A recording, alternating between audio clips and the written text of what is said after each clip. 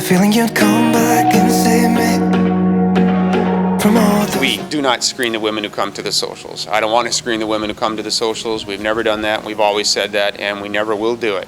Why? Well, there's one incredibly good reason why we don't screen the women who come to the socials, and that is because the women aren't going to put up with it. So here's what you do, guys, just to understand the point that I'm trying to make here. Because you can relate to this, trust me. Find a profile of a woman who you find attractive and interesting. And I want you to just look at it for a few moments. Now imagine yourself meeting that woman at one of our socials, or for a cup of coffee somewhere on that first date. Because that's very possible. These women are real. They do come to our socials. You can meet them. So imagine you got on the plane and you went to meet somebody, and here you are face to face with that girl in that profile.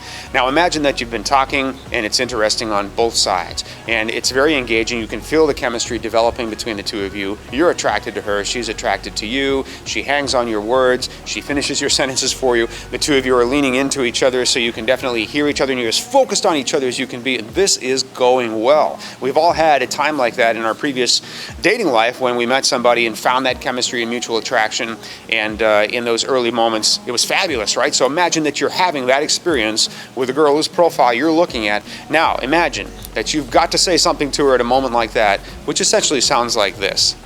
You know, I've spent thousands of dollars to get on a plane and come halfway around the world to meet somebody like you. I had absolutely no idea what to expect, but you are really fantastic, and I love all this stuff about you. You are interesting, you are engaging, you're lovely, you're obviously intelligent. There's just so many positive qualities that you have, and I feel really, really lucky to have met you. You could have been the girl that I literally got on the plane to come here and meet. Now, here's the thing. If you don't mind, for my peace of mind, I'd like to submit you to a battery of tests, which will include criminal background checks, health histories, those kinds of things, if you wouldn't mind doing all that for me. Why? Because I have believed what the media has told me, and miscellaneous bitter men who write things on the internet under anonymous guises, that most of the women in this process are not to be trusted. They are criminals or worse. And I'd like you to show me that you're not that person.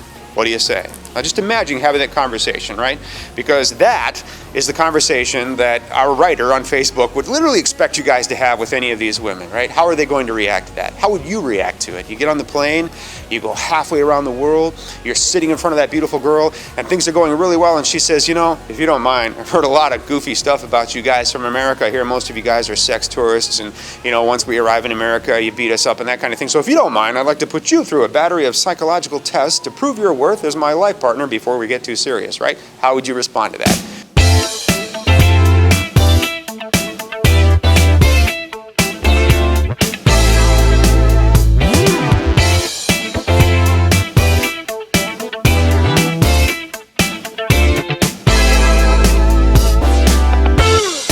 Look, guys, as I've said, if you're going to succeed in this process, you're going to have to listen to what you know, and you know that people fall in love every day in every culture on the planet for all legitimate reasons, right? Let's think about IMBRA, right? The International Marriage Broker Regulation Act, when it was authored back in 2005, never debated on the congressional floor, just hush-hush through Congress and signed by our president in 2006.